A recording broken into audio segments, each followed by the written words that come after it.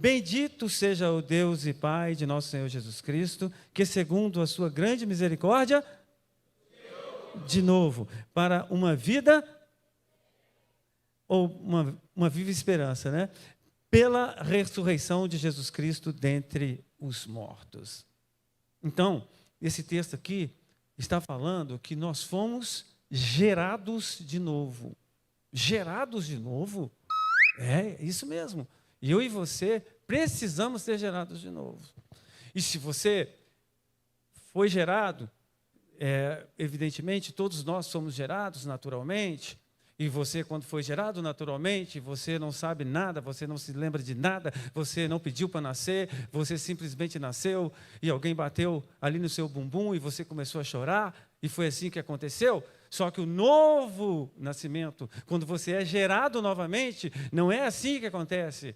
Você precisa ter a real ciência de tudo que você faz. Você precisa ter a consciência, você precisa ter o desejo, você precisa ir com as suas próprias pernas. Você tem o livre-arbítrio, e esse livre-arbítrio, ele é respeitado no novo nascimento, quando você é gerado novamente. Totalmente diferente do nascimento convencional e natural, que todos nós temos. Amém? Uma certa ocasião, Jesus foi explicar isso para uma pessoa muito inteligente, um magistrado, e que também atuava na política de Israel, chamado Nicodemos. O cidadão foi ali de noite, por quê? Porque ele estava tímido. Ele não tinha experimentado ainda aquele novo nascimento. E ele chegou rasgando seda para Jesus.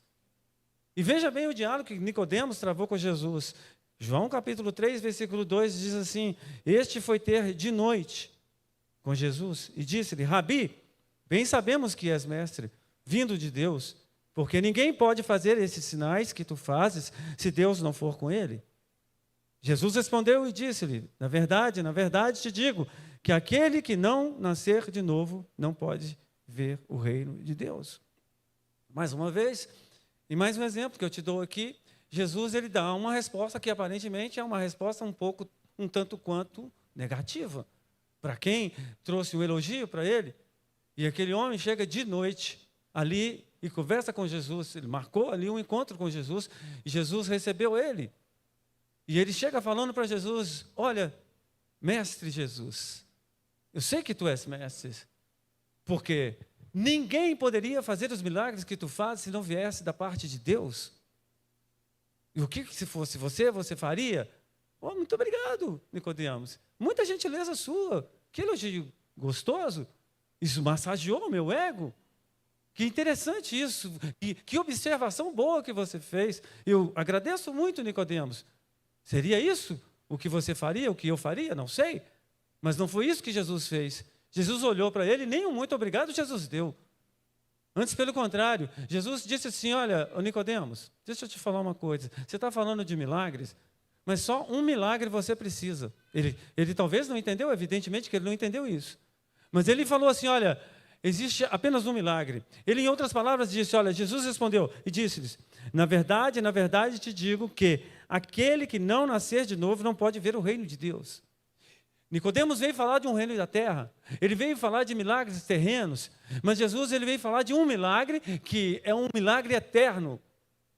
Ele veio falar da vida eterna. Jesus falava muito da vida eterna. Nós falamos muito da vida eterna aqui nessa igreja. E ele falou assim: olha, um sinal basta. Não precisa de ver cego enxergando, não precisa de ver surdos ouvindo, paralíticos andando. Para você herdar a vida eterna, você precisa de um sinal. Você sabe qual o sinal que você precisa? Você precisa nascer de novo. Você precisa ser gerado de novo, como Pedro falou. Que nós precisamos ser gerados de novo. E Nicodemos não sabia o que era isso. Aquilo era muita novidade para ele. E Jesus, então, até deu uma zoada nele também, porque Jesus, eu creio, que ele era muito brincalhão, como eu já falei aqui muitas vezes, e ele falou, evidentemente, na brincadeira, mas sério, e ele falou: Nicodemos, muito me admira. Você, um magistrado aqui sobre a nação de Israel, e você não sabe dessas coisas, Nicodemos. Jesus falou isso com Nicodemos. Por quê? Ele não sabia o que era um novo nascimento. Então, evidentemente, que o novo nascimento, eu vou explicar aqui para vocês que talvez não saibam o que é o novo nascimento. Ele começa com uma coisa, ele começa com um arrependimento. Então, para você nascer novamente, você precisa se arrepender. Antes de você nascer, você precisa se arrepender. E o sermão que João Batista pregava era um sermão que ele tinha um tema único em todos os dias. Ao contrário dos pregadores que vêm aqui, eu mesmo todo dia eu tenho que dar um pão diferente para você, uma pregação diferente, um estudo diferente. A pregação de João Batista era fácil, entre aspas. Era uma pregação que ele tinha que ter muita coragem, mas teologicamente falando, era fácil. Ou seja, João Batista, ele pregava o quê? Ele pregava arrependimento, e ele falava assim, olha, arrependei-vos porque é chegado o reino dos céus. E eu acredito que uma boa parte de vocês sabe o que significa arrependimento. A palavra arrependimento vem do grego, metanoia, e significa mudança de mentalidade. Então, João Batista, em outras palavras, ele estava falando, ele preparava o caminho de Jesus, ele estava dizendo assim, olha, mudem a mentalidade de vocês, mudem o padrão de vida de vocês, muda a maneira de pensar de vocês, porque após mim vem um que eu não sou digno de sequer desatar as sandálias dos seus pés. E esse tem uma coisa que eu não posso dar, esse tem vida eterna para vocês. Mudem a maneira de vocês pensarem. Muitos deles não mudaram, mas João Batista pregou sobre isso. Então, João Batista, ele estava ali preparando o caminho para que Jesus viesse e para que aquelas pessoas viessem a experimentar do novo nascimento. Então, o novo nascimento, como ele começa? Ele começa exatamente com arrependimento. Para você ter um novo nascimento, você precisa ter uma mudança de mentalidade. Muitas vezes as pessoas elas não sabem e elas ficam assim, primeiro eu vou parar de beber, primeiro eu vou parar de prostituir, primeiro eu vou parar de roubar, depois eu vou para a igreja. Não, não funciona assim. Você vem do jeito que você está. João Batista não pregou assim, olha, mudem os seus hábitos e depois vocês recebam Jesus. Não foi isso que ele pregou. Mudem a mentalidade de vocês e depois vocês vêm. Então, o que é mudar a mentalidade? É você entender que Deus, ele pode te moldar, Deus, ele pode te transformar. E essa é a verdadeira mudança de mentalidade. E quando chega na casa do Senhor, quando chega na presença do Senhor, Deus, ele então te liberta das drogas, da prostituição, da mentira, do engano, da sexualidade ilícita e de tantas e tantas outras coisas. Eu vim cheio de pecado. Nenhum homem chegou para mim e falou assim, olha, você precisa se libertar disso, disso e disso e disso. Não. Eu simplesmente vim e o Espírito Santo, ele veio e me libertou. A única coisa que eu fiz foi mudar a minha mentalidade. Eu me arrependi de todas as coisas que eu estava fazendo. E Deus fez o resto. Amém? Então, veja bem, Mateus 3:1 nos fala, e naqueles dias apareceu João Batista pregando no deserto da Judéia e dizendo, arrependei-vos porque é chegado o reino dos céus.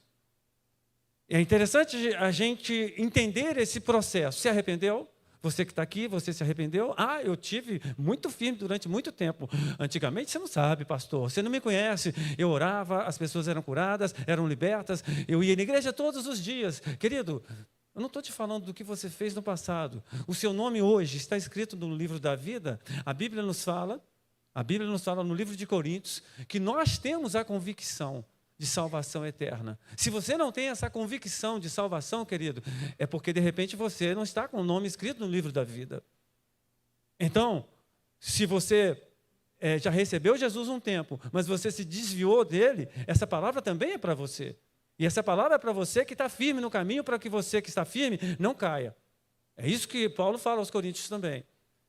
Então, o processo é o seguinte, eu me arrependo e depois eu nasço de novo. E se no meu parto natural, eu não sei de nada, me levaram para o hospital, agora não, você veio com suas próprias pernas, você pode até ter recebido um convite para vir aqui hoje, mas você veio porque você quis. Ninguém colocou uma algema em você para você vir ao culto hoje. Você veio porque você quis, porque Deus te orientou, porque você se sensibilizou, porque você falou assim, olha, alguma palavra Deus tem para mim, algum motivo te traz aqui. Mas você veio com as suas próprias pernas. E olha para você ver o que Romanos capítulo 10 nos fala, versículo 9. A saber, se com a tua boca confessares ao Senhor Jesus e em teu coração creres que Deus o ressuscitou dentre os mortos, será salvo. Visto que com o coração crê para a justiça e com a boca se faz confissão para a salvação. Isso aqui é isso aqui.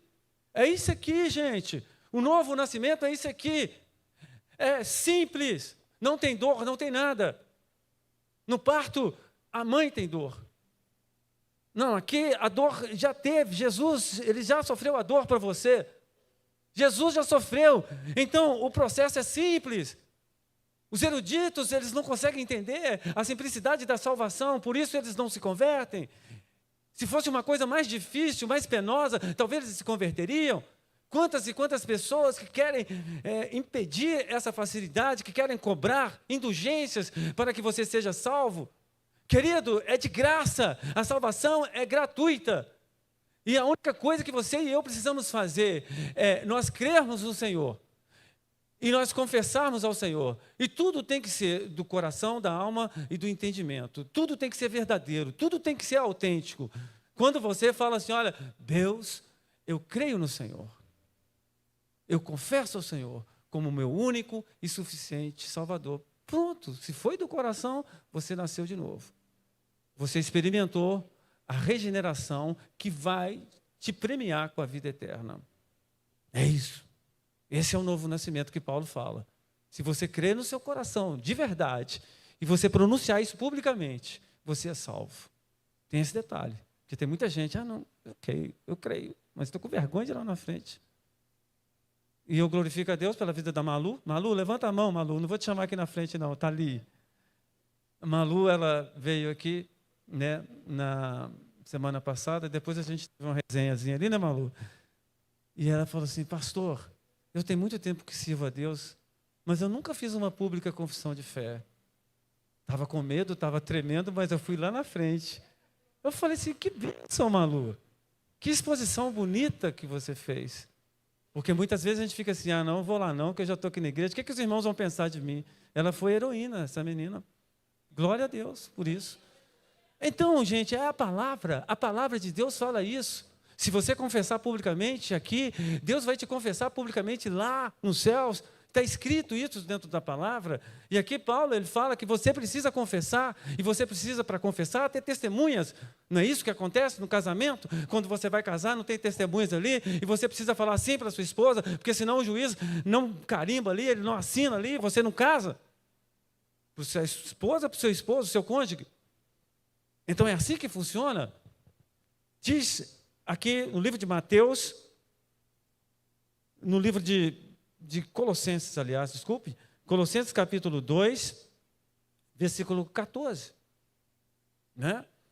Veja bem, havendo riscado a cédula que era contra nós nas suas ordenanças, a qual, de alguma maneira, nos era contrária, e a tirou, não é? No meio de nós, cravando-a na cruz. É uma coisa tão simples, tão simbólica, tão rápida, que não tem dor nenhuma para nós, porque Jesus já teve a dor, mas de uma importância tamanha. Por quê? A partir do momento em que você experimenta esse novo nascimento, automaticamente, todo escrito de dívida, ele é rasgado. Hoje de manhã eu falava sobre isso aqui do meu tempo, e algumas pessoas depois do culto de manhã, chegaram para mim, olha, na minha cidade, e uma delas foi a Isabel. Não sei se a Isabel está aí. Está aí? Está com a criança? Está com a criança. Ela falou, na minha cidade funciona assim. Como é que funcionava no meu tempo? No meu tempo era o seguinte, nós tínhamos as mercearias, que eu já falei aqui, quitanda, né? Quitanda, mercearia, e não tinha cartão de crédito, não tinha Pix, não tinha nada disso, né, gente? Hoje vocês vivem num tempo muito bom, glória a Deus por isso. E o Brasil também era uma situação difícil, inflação galopante, alta, tudo muito difícil que era a nossa vida antigamente. E aí nós tínhamos uma cadernetinha, né? Os irmãos lembram da cadernetinha? Se falar amém, você tem mais de 50 anos, querido. Você tem mais de 50 anos, né? Então, tinha as cadernetinhas. Aí, o que a gente fazia? A gente ia lá na quitanda, né? O pai ficava com vergonha, mandava o filho, aí o filho com a cara de pau, né? Tinha que ir lá, aí pegava lá uma banana, pegava lá uma farinha, pegava alguma coisa lá, anota aí. Aí depois, nos primeiros dias do mês, o pai ia lá e pagava no dinheiro, em espécie, pagava, era assim que funcionava. Chegava lá, notinha por notinha, e pagava aqui, ó, isso aqui é do mês passado. Era assim que funcionava. E é isso que a Isabel me falou que funciona até hoje, lá na terra dela lá. Teve uma outra pessoa que me falou também, que eu não lembro quem que é.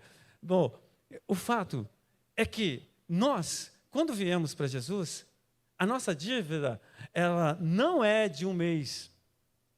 A nossa dívida, ela não é de um ano.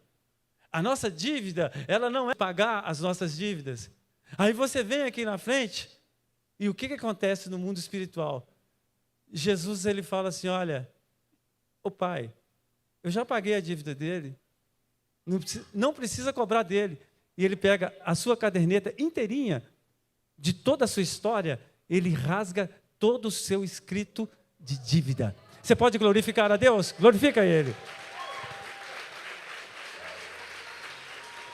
Aleluia! Dá um glória aí, querido. Glória a Deus. Então, olha para você ver que coisa linda, que coisa maravilhosa. E além disso, ele fala com o pai assim, ô pai, escreve o nome dele, eu já rasguei a dívida dele, escreve o nome dele no livro da vida. E o pai vai, escreve o seu nome no livro da vida. E você, então, é salvo. Esse é o processo da salvação. E é interessante. Eu já falei aqui num desses dias que nós vamos ter um outro nome. Eu não sei, mas eu sempre tive vontade de ter um nome de 3 sílabas, né? Meu nome é muito curto e eu quero um nome de 3 sílabas. Se Deus quiser me dar esse presente, Ele vai me dar um nome bem forte, bem impactante. Então, quando eu fui escolher o nome da minha filha, Bárbara, eu falei assim, Bárbara é um nome forte aqui, Bárbara. Você faz assim com a boca, assim, ó, Bárbara, né? E eu falei, eu quero um nome forte, de 3 sílabas, Bárbara. Esse nome, tomara que a Simone goste. Aí a Simone gostou, né, Simone? Eu falei, então vai ser esse mesmo, Bárbara. Então, querido, nós vamos ter um outro nome. E veja bem o que acontece. Diz aqui, olha, 2 Coríntios capítulo 5, versículo 17. Assim que se alguém está em Cristo,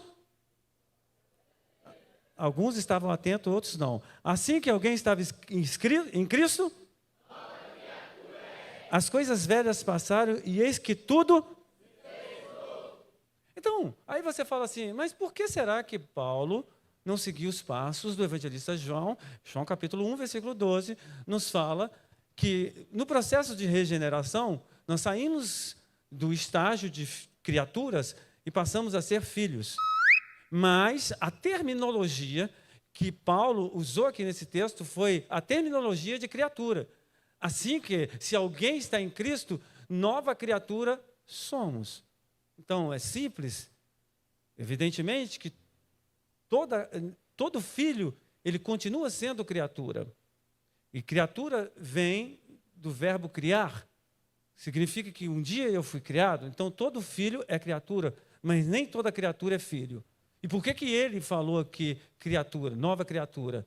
É porque ele quis dar ênfase a esse princípio, a esse novo nascimento, a esse momento de criação. Então, se você está em Cristo, nova criatura é. Aí acontece uma amnésia celestial.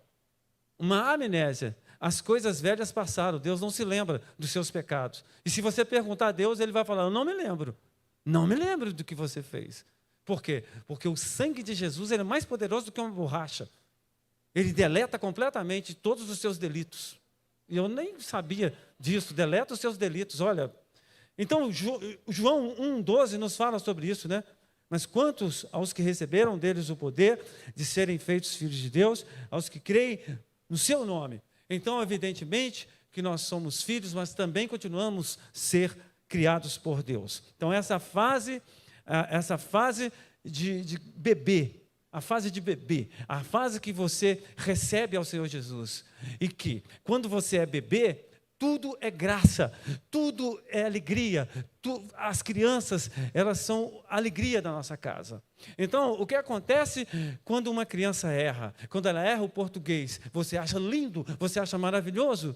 O que acontece quando a criança comete alguns erros, o bebê comete alguns erros? Você acha graça naquilo. E aí, ela cresce mais um pouquinho, mas continua sendo criança ainda. ela está na pré-adolescência. Então, aqueles erros são engraçadinhos, mas não são tão engraçados mais. Dependendo do erro que aquele pré-adolescente cometer, você vai falar assim, será que ele tem um problema no sistema cognitivo dele? Será que ele precisa de um psiquiatra? Será que ele precisa de um médico, de um terapeuta? Dependendo do erro que ele comete, da criança. Mas muitos dos erros da criança, do pré-adolescente, do adolescente, ainda são justificáveis. E aqui, o apóstolo Paulo, ele falando aos Coríntios, ele diz assim, olha, 1 Coríntios 13, 11, a parte A apenas. Quando eu era menino, ele não fala nem criança. Porque o menino, ele é um termo pejorativo para a criança.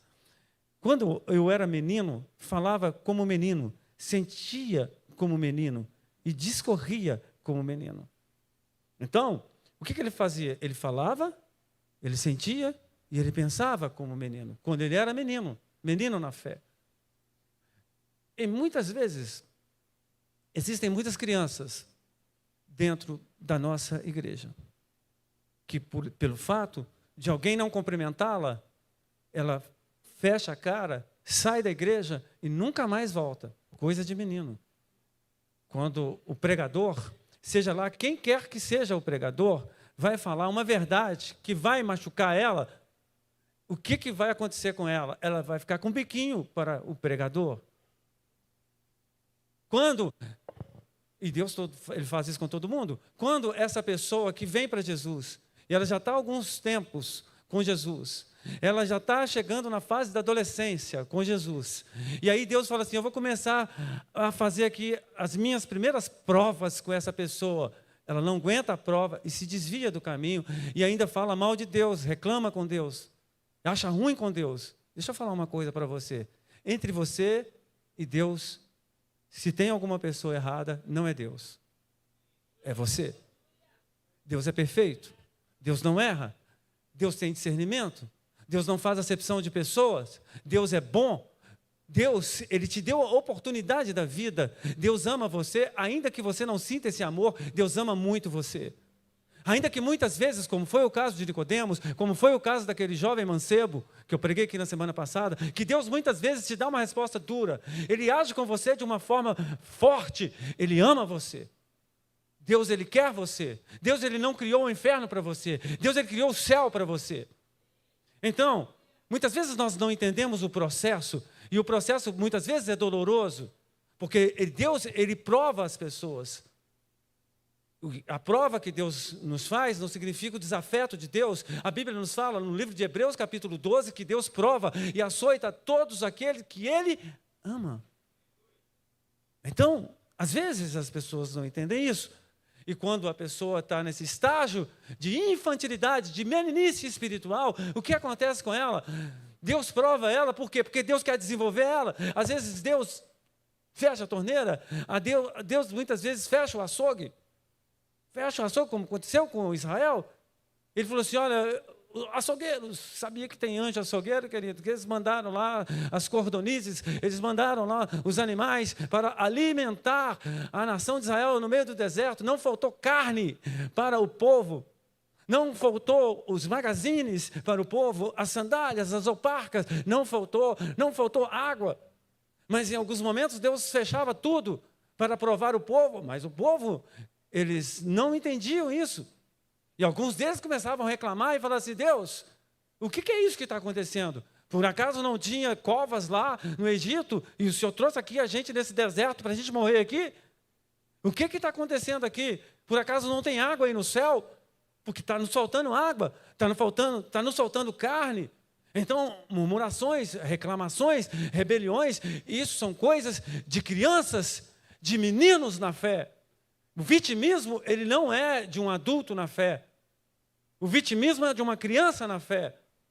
Quando você olha para o Evangelho, você vê os mártires do Evangelho, você vê o tanto que Abraão sofreu, o tanto que Moisés sofreu, o tanto que José sofreu, o tanto que Jacó sofreu, o tanto que Elias, Eliseu, e aí vai Pedro, Paulo, você vai ver tantos Barnabé, tantos sofreram para que você estivesse aqui confortavelmente. E quando Deus ele te permite viver uma provinha pequenininha, você murmura, você chora, você reclama, isso é coisa de menino.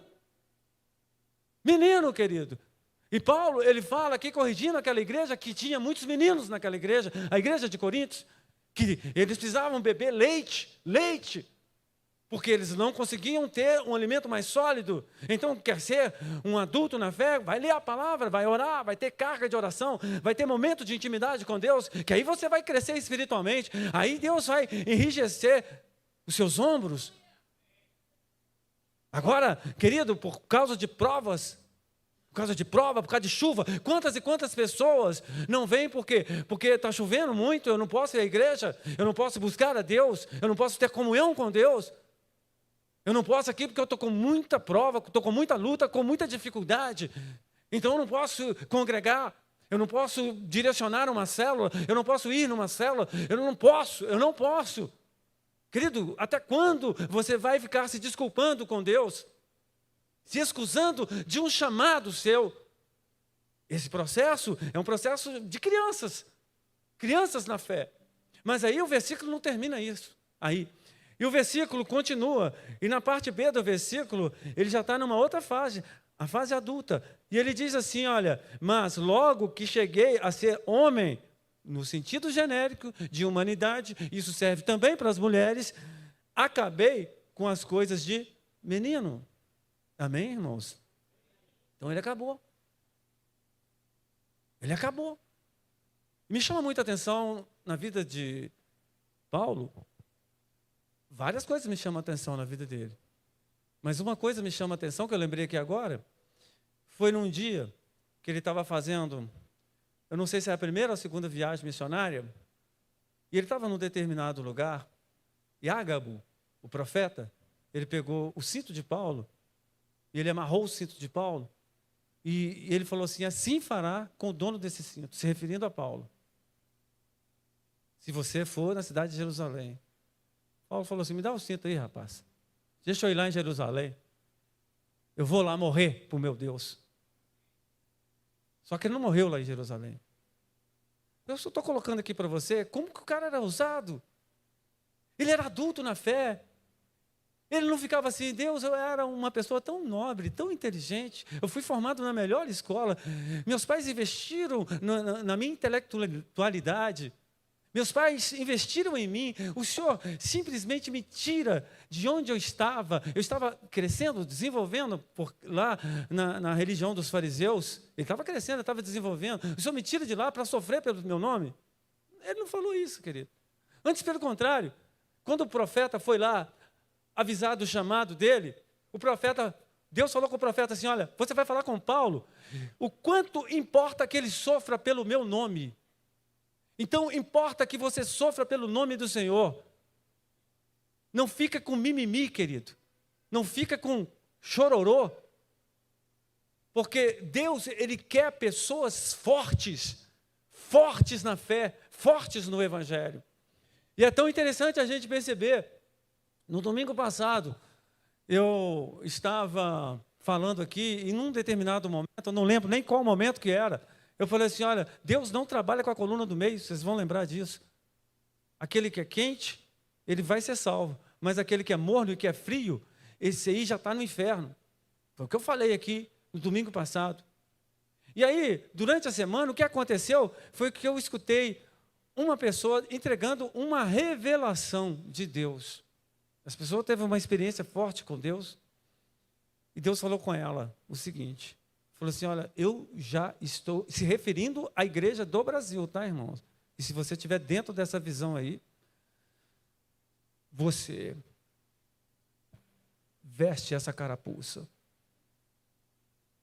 E agora eu lembrei qual foi o profeta. Foi o profeta que profetizou que se um determinado pastor famoso que perdeu a esposa dele nessa semana, ele não vigiasse, em dias, Deus ia ceifar pessoas próximo a ele. Isso foi há 11 dias atrás. Alguns de vocês já devem saber dessa notícia aí. E aí o que aconteceu? Eu não sei se ele desprezou a revelação, não sei. Eu não vou julgar aqui também o pastor. Eu sei que ontem, meio-dia, a esposa dele morreu. Nova bonita, bem-sucedida, uma advogada bem-sucedida que era pastora também, bispa, e morreu assim, ó, teve um mal súbito, teve um infarto instantâneo. Foi esse pastor que no dia que ele estava entregando essa revelação, ele falou isso que eu vou falar aqui com vocês. Ele falou assim, olha, que Deus falou com ele, que ele já estava cheio de igrejas frias, de igrejas mornas, que ele estava vomitando esse tipo de pessoas, que não tem comprometimento com a obra, que não tem comprometimento com a fé. Então, querido, quando você é criança, tudo é graça. Você já viu uma criancinha vestindo uma roupinha? Beleza, mas adulto não, querido. O adulto, ele tem que vestir roupa de adulto. A Bíblia, ela condena a sensualidade. Um dia eu estava ali em cima, Deus falou comigo, olha, tem 2 demônios aqui que estão agindo, ou estão querendo agir nessa igreja. O demônio da idolatria, eu não sei por que Deus me falou isso, talvez seja porque tem muita gente que ama mais o dinheiro do que a ele, e o demônio da sensualidade. Esses 2 demônios que eu estou lutando com ele, já tem 3 semanas. 3 semanas que eu estou lutando com esse tipo de demônio. E quem dá vazão para esse tipo de demônio? Pessoas que ainda não tiveram uma real experiência com Deus. Pessoas que são totalmente insensíveis à voz do Espírito Santo, porque eu não acredito que não seja Deus falando com essa pessoa. Deus fala muitas vezes com ela, mas ela não quer ouvir. E se Deus está falando com você e você não quer ouvir, você está com a mente cauterizada. Então, querido, nós precisamos mudar de fase. Nós precisamos sair da criancice. Nós precisamos chegar numa fase adulta. Nós precisamos crescer. Nós precisamos desenvolver, não somente intelectualmente, mas espiritualmente, emocionalmente, de todas as maneiras. Nós precisamos desenvolver. Nós não podemos ser crentes sancionais. Eu venho só quando me interessa, só quando tem festa. Vai chegar o carnaval aí, eu quero ver a sua maturidade. Se você vai ficar balançando o pezinho e vai querer ir para o pagode. Não, querido.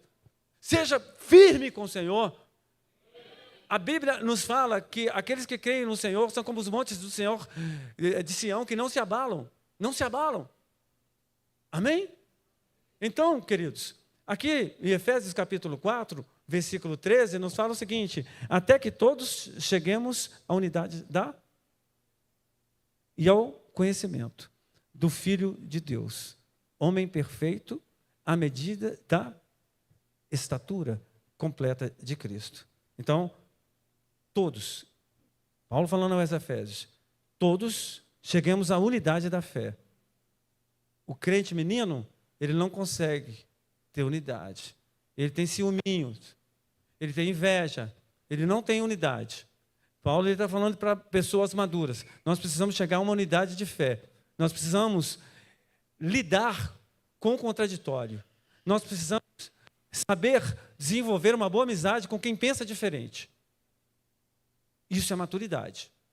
Tá? E ele fala, na unidade da fé. E a segunda coisa, no conhecimento. E a terceira coisa, na estatura.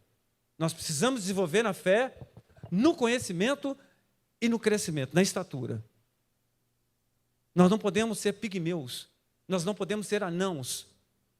Nós não podemos que as pessoas cheguem para a gente e falem assim, olha, você tem 10 anos que está na igreja e você não desenvolveu. Até hoje você está tomando leite? Até hoje você está chupando bico? Então, querido, nós precisamos ter uma maturidade de fé, uma maturidade de conhecimento e uma maturidade de estatura cristã. Nós precisamos disso. E veja bem o que ele diz, para que não sejamos mais... Você não entendeu. Para que não sejamos mais inconstantes.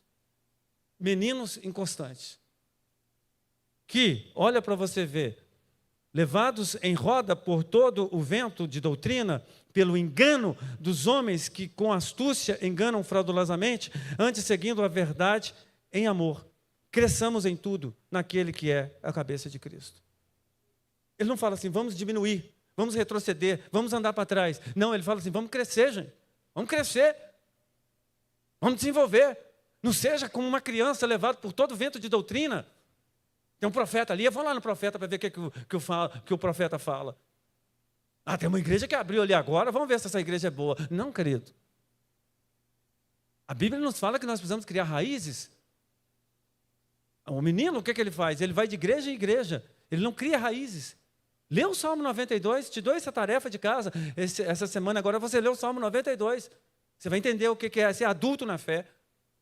É você ser plantado no meio do deserto, uma palmeira no meio do deserto, que cria raízes profundas. Que cria raízes profundas. Ao mesmo tempo que cresce para baixo, cresce para cima. Isso é você ser uma pessoa forte. Vem o vento, vem a seca, faz assim, ó, a palmeira faz isso aqui, ó, mas ela não cai, ela não quebra. Ela é firme. Então, nós precisamos ser maduros na fé. João capítulo 19, versículo 39, a gente vai entender o processo que aconteceu com esse Nicodemos, que em um momento teve vergonha de Deus. Os meninos na fé, eles têm vergonha de Jesus, eles não andam com Bíblia, eles não pregam o Evangelho. Quando as oportunidades vêm, eles têm vergonha de Deus, eles têm vergonha de confessar Jesus, eles até mesmo querem confessar, mas eles se envergonham de Deus. E era o processo que Nicodemos estava passando. Ele se envergonhou de Jesus Cristo. Ele foi ter com Jesus à noite, porque ele ficou com medo de algum amigo fariseu dele enxergasse ele, criticasse ele. Agora, em outra realidade, o que acontece com Nicodemos? Jesus é morto. Os fariseus nervosos com os cristãos. E falar que era cristão ali era uma ameaça de morte. Tanto é que os apóstolos estavam confinados. Mas agora quem vai lá e pede o corpo de Jesus? José de Arimateia e quem mais? Nicodemos. Diz aqui, olha, versículo 39, João 19, 39. E foi também Nicodemos, aquele que anteriormente se dirigira, aliás, de noite a Jesus, levando quase 100 arratéis de um composto de mirra e aloés. Tomaram, pois, o corpo de Jesus, ele, José de Arimateia, outro fariseu também que cresceu na fé, e o envolveram em lençóis com as especiarias, como os judeus costumavam fazer, na preparação para o sepulcro. Ele cresceu tanto que ele falou assim, quer saber de uma coisa? Eu estou nem aí. Ele ligou, não estou nem aí. E falou assim, que morra. Se tiver de morrer, vai ser por uma boa causa. Eu vou morrer por Jesus. Eu vou lá e vou, junto com meu amigo aqui, vamos lá, vamos pedir o corpo de Jesus. E ele investiu maior grana nos perfumes lá para embalsamar o corpo de Jesus. Então, é assim que funciona. Se você tem vergonha de Jesus, talvez esse seja um sinal de que você ainda não passou, que você não experimentou o processo do novo nascimento, ou se experimentou o processo do novo nascimento, você ainda é um bebê, ou você talvez está na pré-adolescência, porque adulto você não é. O adulto não se envergonha de Deus. O adulto, ele prega a Jesus aonde quer que for. Aonde Jesus mandar ele prega. Amém? Então, Nicodemos, ele mudou completamente, ele teve uma alta evolução.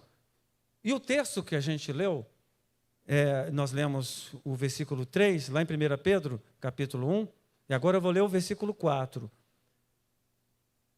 Coloca aí para mim o versículo 3 novamente. Olha aí, o versículo 3, diz assim, olha, o primeiro texto que nós lemos aqui, bendito seja o Deus e Pai de nosso Senhor Jesus Cristo, que segundo a sua grande misericórdia, nos gerou de novo para uma viva esperança, pela ressurreição de Jesus Cristo dentre os mortos, certo? Agora o versículo 4. Para uma herança incorruptível, incontaminável e que não se pode murchar, guardada nos céus para vós. Então, ali no versículo 3, Pedro, ele nos mostra, não é, o caminho que nós temos que trilhar. Nós somos gerados aqui, nascemos, experimentamos o novo nascimento, aí nós vamos ali na fase de criança e vamos chegando aqui, passamos na fase de adulto, para quê? Para recebermos a herança. É isso que Pedro fala. Não é isso que ele fala? Então, aqui no versículo 4, ele fala de quê? Especificamente, da herança.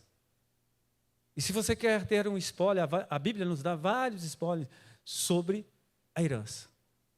Eu vou te dar uma outra tarefa. A primeira é ler o Salmo 92. A segunda é ler Apocalipse capítulo 21. Vai nos falar sobre o céu. Se você quer saber as maravilhas do céu, você lê Apocalipse capítulo 21. Mas lê ele todo, porque lá também fala do inferno. Então, você faz a opção lá que você quer lá. Você vai marcando lá, o céu tem isso, o inferno tem isso. Aí depois você marca lá qual que você quer. Tá bom, querido?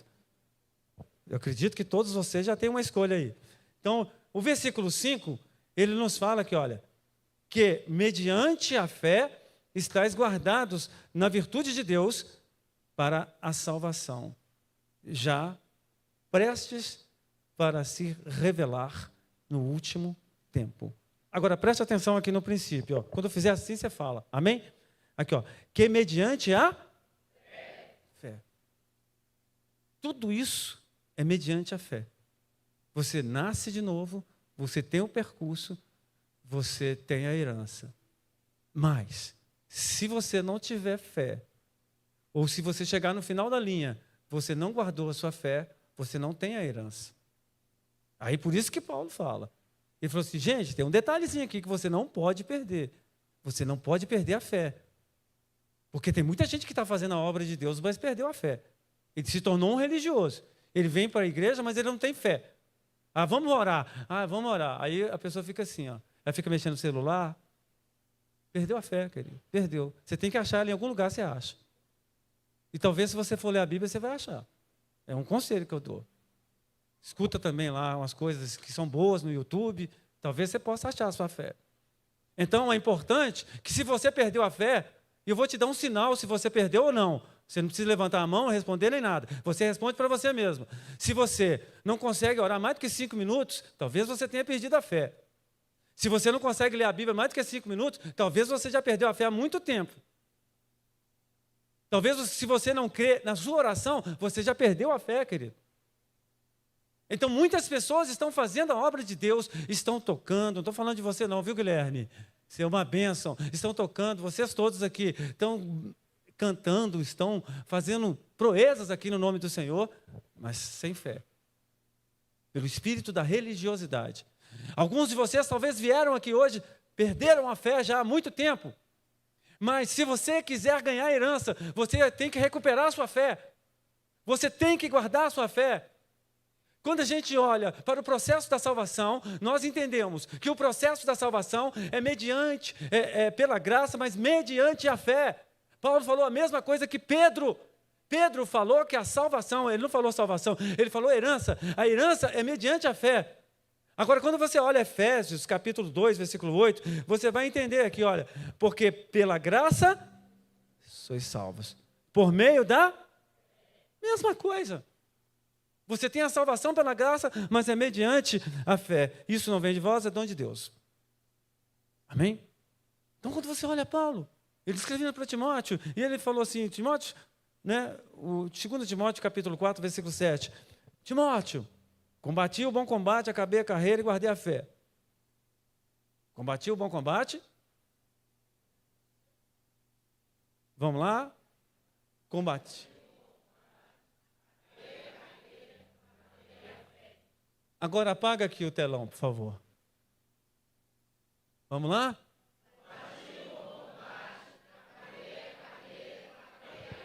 Uma salva de palmas para vocês aí. Vocês estão bom. Vocês estão bom. A turma hoje lá de manhã também estava afiadíssima.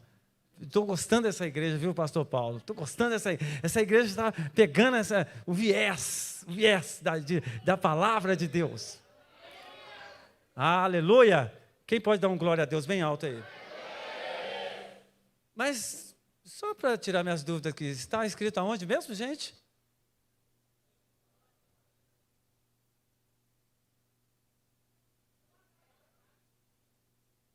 Entende Libra? Entende Libra? Olha aqui, isso aqui parece o quê? 7. 2 Timóteo, capítulo 4, versículo 7. Vamos lá? 2 Timóteo, capítulo 4, versículo 7. Isso. Então, Paulo, Oh, Timóteo, deixa eu falar com você, Timóteo. Eu combati o combate. Eu acabei a carreira, Timóteo. Ah, mas eu guardei uma coisa. Minha mão está até agarrando aqui, Timóteo. Eu guardei no meu coração a fé.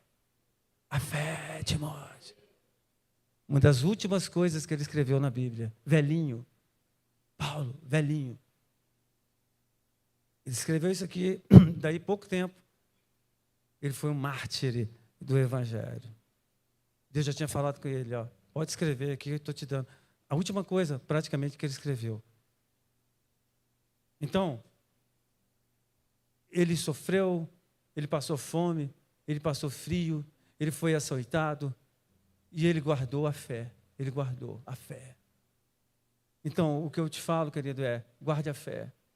Você perdeu o marido, perdeu a esposa, perdeu o filho, perseguiram você, guarda a fé. Você perdeu o emprego, perdeu a moral, guarde a fé, querido. Você perdeu o celular, guarda a fé. Guarda a fé. Perdeu o carro, guarda a fé. Está em situação difícil, guarda a fé. Guarda a sua fé. Amém, queridos? Então, estou indo aqui para o final. E diz aqui, o versículo 14, de 1 Pedro. Guilherme, se você quiser, você pode até ir subindo. Como filhos obedientes, não vos conformando com as concupiscências que antes havia em vossa ignorância. Então, Pedro fala uma coisa que agora ele já não fala mais criatura. Ele não fala como Paulo falou criatura, mas como filhos, obediente. Se você é um filho obediente, você não se conforme com as concupiscências deste presente século. O que significa isso?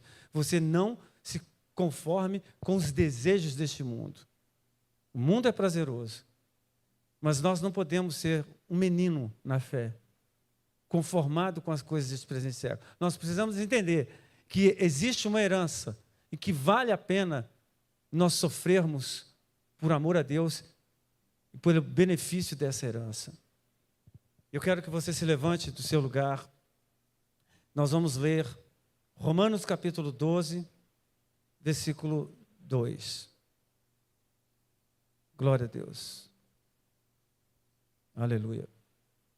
Romanos capítulo 12, versículo 2. Amém? Quero que você respira, pega um ar aí, solta a mão, depois você vai falar com a voz de profeta. Amém? Todo mundo juntinho. Diz assim, olha, e não sede conformados com este mundo, mas sede transformados pela renovação do vosso entendimento, para que experimenteis qual seja a boa, agradável e perfeita vontade de Deus. Então, em outras palavras, Paulo falou a mesma coisa que Pedro, e ele falou assim, não se conforme com esse mundo, mas transforme o córtex cerebral, a sua mentalidade. Transforme a sua mente, para que você possa experimentar a boa, agradável e perfeita vontade de Deus. A boa é a permissível vontade de Deus. É aquela vontade que não é o plano A, não é o plano sensacional de Deus para a sua vida, mas você quer, de alguma forma, Ele permite isso. A agradável é aquela que Deus fala assim, olha, eu estou gostando tanto do meu servo, escolhe aí alguma coisa aí. Eu estou me agradando em te dar. Aquela que o salmista falou, agrada-te do Senhor e Ele satisfará os desejos do seu coração. Não é o plano B, mas Ele quer te agradar. E a perfeita vontade é a que Deus, Ele falou, é isso que eu quero. É isso que eu quero para o meu filho, é isso que eu quero para a minha filha. É exatamente isso que eu quero. Essa é a perfeita vontade de Deus. E o que nós precisamos fazer para nós usufruirmos da boa, agradável e perfeita vontade de Deus? É mudarmos a nossa mente, para que Ele venha e tenha completa liberdade de fazer aquilo que Ele quer nas nossas vidas.